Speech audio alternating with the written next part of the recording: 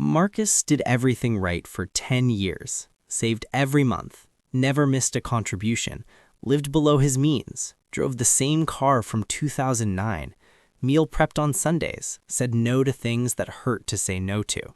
And at 35, he sat across from his friend James at a coffee shop, same salary, same city, same decade of working, and realized something that made his stomach drop. James had nearly 3 times his net worth. Same income, same starting point, same 10 years. One different decision. Marcus stared at the number on James's phone screen and said the thing most people say in that moment. That's not possible. But it was. And today, I'm going to show you exactly how it happened, and more importantly, what Marcus got wrong that you might be getting wrong right now. Because the strategy you were handed, the one everyone calls smart, has a flaw so fundamental that the more disciplined you are about following it, the more it costs you. Marcus and James graduated the same year, got jobs the same year, even worked at the same company for the first 3 years. At 24, they had a conversation about money. Nothing formal, just 2 guys talking over lunch about what to do with the small amount left over after expenses each month. Marcus said what made sense to him. I'm putting it in savings. Safe, accessible, I can see it growing. James had read one book, one that made him think differently. I'm investing it. Index fund. I'm not touching it for 30 years. That was the whole conversation. And then life continued as it does, and neither of them thought much about it again. Until 35. Until that coffee shop. Until Marcus saw the number. Here's what 10 years of that one different decision produced. $10,000 sitting in a savings account at 1% interest for 30 years becomes roughly $13,500. That same $10,000 invested at a 7% market return becomes $76,000. Same money, same time, but one of them was storing it, and one of them was multiplying it. Defense doesn't score, and Marcus had been playing defense since he was 24. Here's what nobody puts in the headline. Every year, while Marcus felt safe, inflation was quietly doing something to his savings. Not dramatically, not all at once, just a slow, invisible erosion happening in the background while he felt responsible. If inflation is running at 3% and your savings account is paying you 0.5%, you are not saving, you are losing. The math is just hidden behind a number that keeps going up. And here's the scary part. You don't feel it happening. Think about that for a second. The money Marcus is parking in that account buys less every single year. His discipline, the Sunday meal preps, the skipped vacations, the 2009 car is being rewarded with quietly shrinking purchasing power. He's working hard to stand still. And then it gets worse. The things that actually matter, housing, healthcare, education, those prices rise faster than general inflation. So the gap between what Marcus has saved and what life actually costs keeps widening. Every year, quietly, without a warning letter. Saving feels productive. That's the trap. It gives you the sensation of progress without the reality of it. James didn't feel as safe at 24. His money was in the market, exposed, sometimes dropping, occasionally terrifying. But that exposure was exactly what made it grow. Safety has a price. Most people just never see the invoice. Section 2. The ceiling that changes everything. Here's the truth that sounds harsh, but is actually the most freeing thing in this entire video. There is a hard mathematical limit to how much you can save. You cannot save more than 100% of your income. And after rent, food, bills, and the basic cost of being alive, you're working with a fraction of that. Cut every luxury, cancel everything, live like a monk. You still hit a floor. That's the limit. That's as far as saving can take you.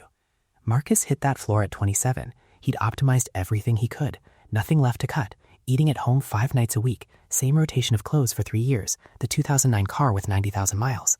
He was as disciplined as a person can physically be, and the needle barely moved. Here's why.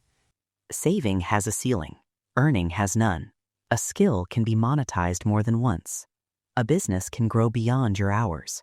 And investment compounds without you lifting a finger after you make it. So if saving has a hard limit and earning doesn't, why are most people spending all their mental energy on the wrong side of the equation? Because we were taught that spending less is virtuous. And it is, to a point. But past that point, it becomes a trap. You're optimizing a strategy with a ceiling while completely ignoring a strategy without one. Marcus was doing math on the wrong variable. And the worst part? He felt proud of it. Up to this point, Marcus still thinks he's doing everything right. And that's exactly why this gets dangerous. The real reason saving keeps you stuck isn't just inflation. It isn't just the math. It's something much simpler and much more uncomfortable. Because in a minute, I'm going to show you exactly what James understood that Marcus didn't. And it has nothing to do with income, luck, or being good at investing. It's one shift, one frame. And once you see it, you can't unsee it. Stay with me. Wealth isn't built through subtraction. It's built through multiplication. Here's the actual formula. 3 parts. Simple on paper, almost nobody executes all 3. Income, assets, compounding. Income is just the starting point. You need money coming in, but the goal isn't to hoard it. The goal is to convert it into the second part, assets. Things that generate value while you're not actively working. Stocks, real estate, a business, a skill packaged and sold more than once. This is the thing that separates people who are rich from people who are wealthy, and it's the thing Marcus never built. James started with $150 a month at 24. He didn't have more to give, but he started and he never stopped. Here's what that actually produces. $150 a month invested consistently at a 7% annual return over 30 years becomes over $170,000. Not because James was wealthy to begin with, not because he got lucky, because he started at 24 instead of waiting until it felt like the right time. Then comes compounding, and this is where it gets almost unfair. Compounding doesn't add, it multiplies, and this is where the gap stops being small and starts becoming unfair. The returns on your investments start generating their own returns, which generate their own, which generate their own. Year 1 feels slow. Year 5 feels interesting. Year 15, James stopped checking every day because watching it grow had become almost boring. By 35, his portfolio was making more in a single month than Marcus's savings account made in an entire year. Same salary, same city, same decade. One had a container, one had a machine, and machines don't wait. Section 4. The Lifestyle Creep Trap. Here's a trap that catches the most disciplined people hardest. Not the reckless ones, not the people who never tried. The ones who tried the longest. Think about what extreme saving actually feels like from the inside. You say no, constantly. To trips, to dinners, to upgrades, to the small things that make life feel slightly more comfortable.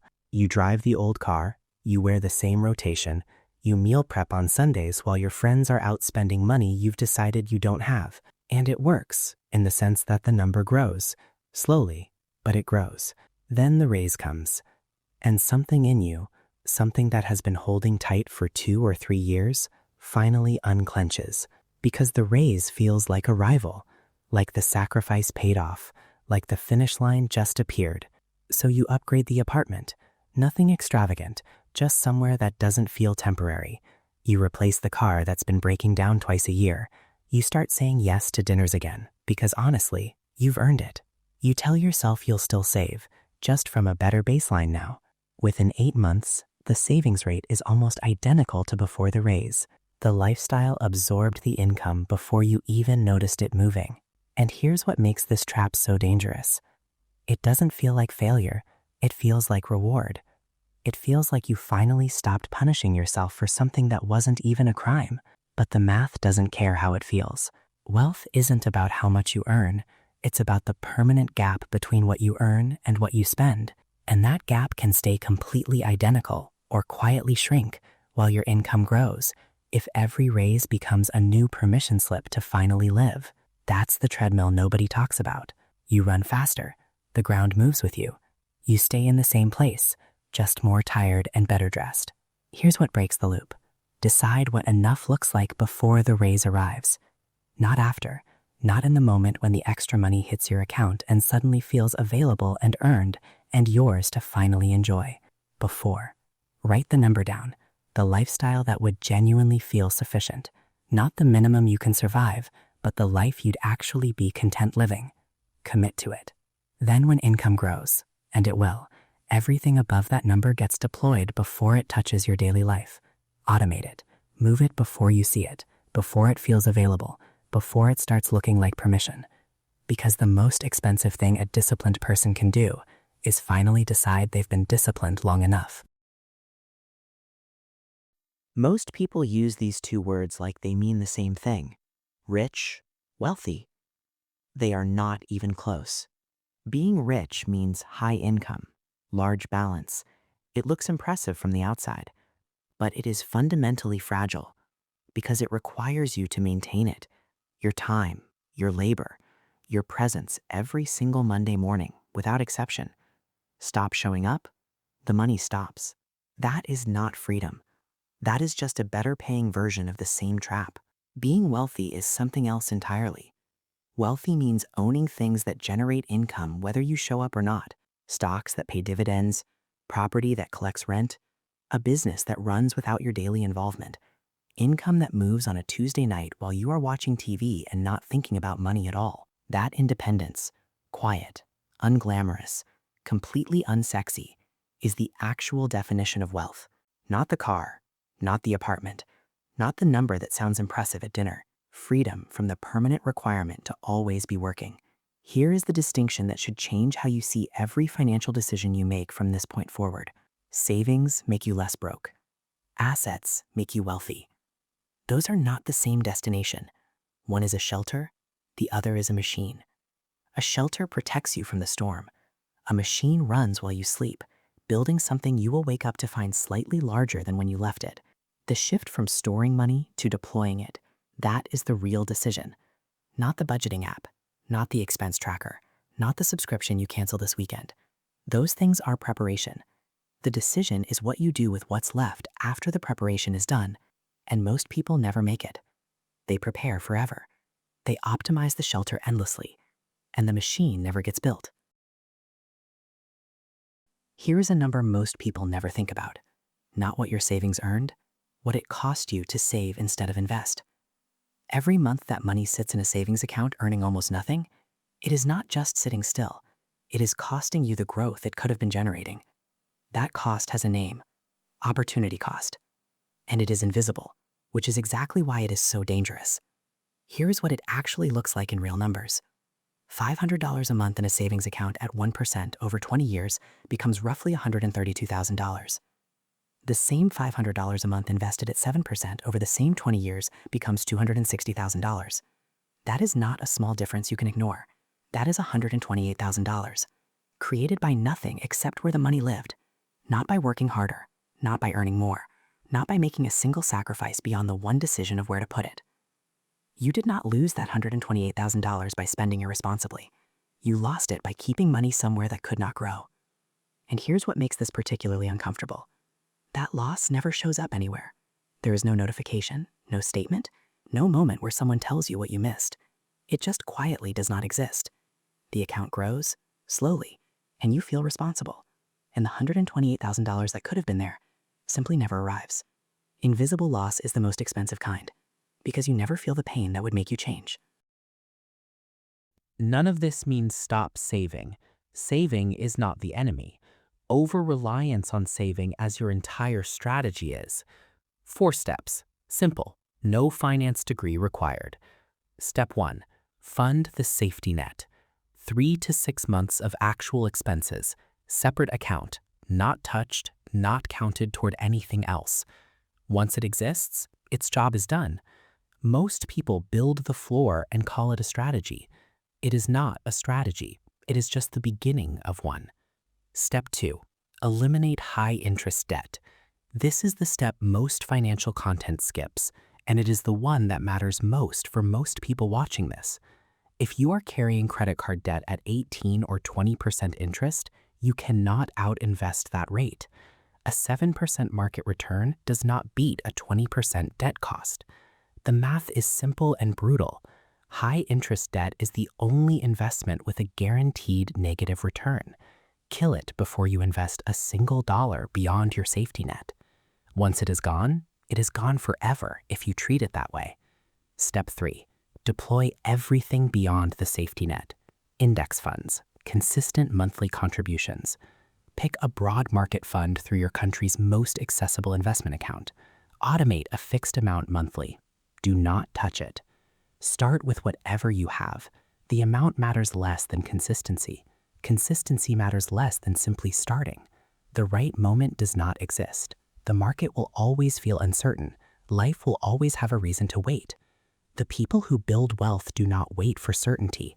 They automate the decision so the money moves before the hesitation arrives. Set it up once, let it run. Step 4. Grow your income. Stop optimizing the last small expense. There is a ceiling on how much cutting can do. You know this now. Ask the harder question. How do I make this number bigger? A skill, a promotion, a side income built in hours that currently disappear into things you will not remember next week. The math of wealth is not about cutting. It is about velocity. The saver protects money. The wealth builder deploys it. One of those is a strategy. The other is a waiting room. Most people who are financially stuck are not making bad decisions. They are making the right decisions for the wrong strategy. Handed a mat that leads to stable, wondering why it never led to free. That is not a discipline failure. That is a strategy failure. And the cruelest part, it feels like doing everything right. The sacrifice is real. The consistency is real. But the destination was never wealth. It was just a very organized version of staying in place. Here is the shift. Money stored is money protected. Money invested is money multiplied. Those are not the same destination. You can spend your entire life protecting and end up exactly here, just older, more tired, more confused about why the math never added up. Or you can make one different decision. Not complicated, not dramatic, just different. Marcus and James still meet for coffee. Same city, same salaries, completely different lives. Not because one was smarter or luckier, because on a random Tuesday, a nothing day, the kind you don't remember, one of them made a different decision about where his money lived. One decision, 16 years of compounding, a gap that widens every single month without James doing anything dramatic. The Tuesday that changed everything did not feel significant when it happened. It never does. You are not waiting for a perfect moment. You are sitting in the middle of an ordinary day, the decision already in front of you. Today is that Tuesday. You know what to do.